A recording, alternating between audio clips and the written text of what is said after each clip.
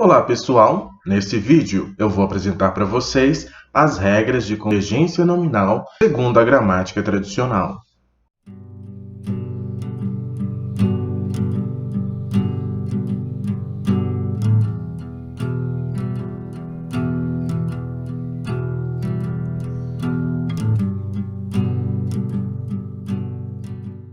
A regência nominal é a relação existente entre um nome, que pode ser um substantivo, um adjetivo ou um advérbio, e seus termos regidos. Essa relação é sempre intermediada por uma preposição.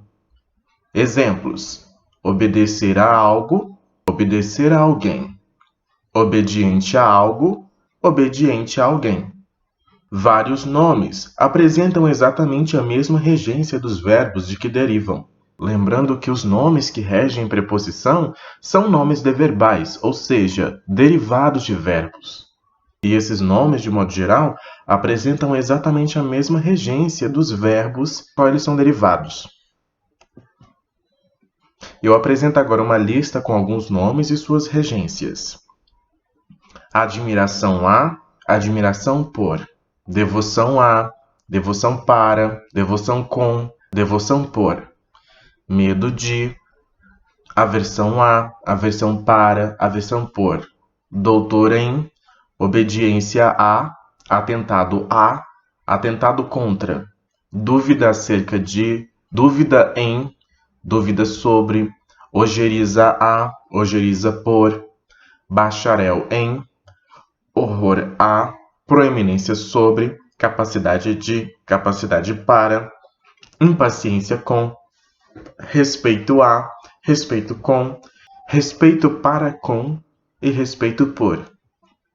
Agora eu apresento alguns adjetivos e suas regências. Acessível a, entendido em, necessário a, acostumado com, equivalente a, nocivo a, agradável a, escasso de, paralelo a, alheio de, essencial a, essencial para, passível de, análogo a, fácil de, preferível a, ansioso de, ansioso para, ansioso por, fanático por, prejudicial a, apto para, favorável a, prestes a, ávido de, generoso com, propício a, benéfico a, grato por, próximo a, capaz de, capaz para, hábil em, relacionado com,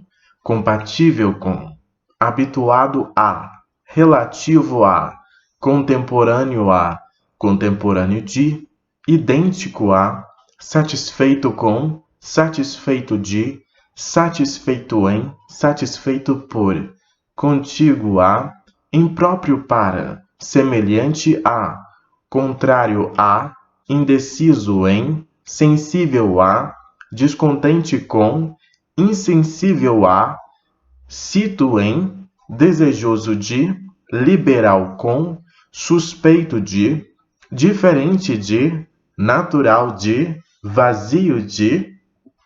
Observe que a maioria desses adjetivos rege a preposição a. Agora, dois advérbios. Longe de, perto de. Uma coisa que eu gostaria muito de chamar a atenção é que ninguém é capaz de decorar todas essas regências. Ainda mais regências de palavras isoladas. Então, o conselho que eu dou a vocês é adquirirem esse dicionário prático de regência nominal do Celso Pedro Luft. Um dicionário que tem um banco de palavras vasto. E quando você tem dúvida, você pode, assim como no dicionário normal, você vai procurar pela palavra que você precisa. Nesse dicionário você encontra a informação a respeito da regência. Esse dicionário em específico é sobre regência nominal, mas existe também o dicionário prático de regência verbal desse mesmo autor, que nesse momento não está à venda, a gente não encontra com muita facilidade aí pelos sites da internet. Mas é bom se você puder ter os dois dicionários. Não se preocupe em decorar essas regências, ninguém é capaz de decorá-las. Eu penso que todas as vezes que a gente vai escrever e a gente tem dúvida com relação à regência de algum nome ou de algum verbo, a gente tem mais a que consultar. Esses instrumentos de consulta estão aí para serem utilizados. Agora, se você está fazendo o curso pensando em concurso público, por conta da metodologia aplicada em provas de concurso público, é aconselhável que você decore a regência daqueles nomes e daqueles verbos que mais caem. Um tipo de regência que cai muito em concurso público são aquelas que o significado da palavra muda de acordo com a regência. Um exemplo que eu tenho agora aqui comigo é a regência do verbo assistir. O verbo assistir, regindo a preposição a, tem o sentido de ver, de observar. Por exemplo, muito comum dizer que eu assisti ao filme.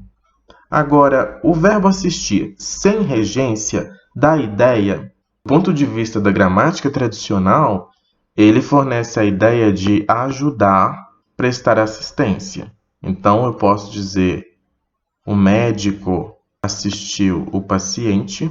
E o sentido do verbo assistir aqui é o sentido de atender, ajudar. Mas isso, lembro vocês que é um discurso da gramática tradicional. Defende essa diferença. Mas na prática, a gente não utiliza o verbo assistir no sentido de ajudar com tanta frequência. A gente prefere utilizar a voz passiva. Por exemplo, o paciente foi assistido, o estudante é assistido pela FUNP, o estudante é assistido pelo programa de inclusão social, algo desse tipo.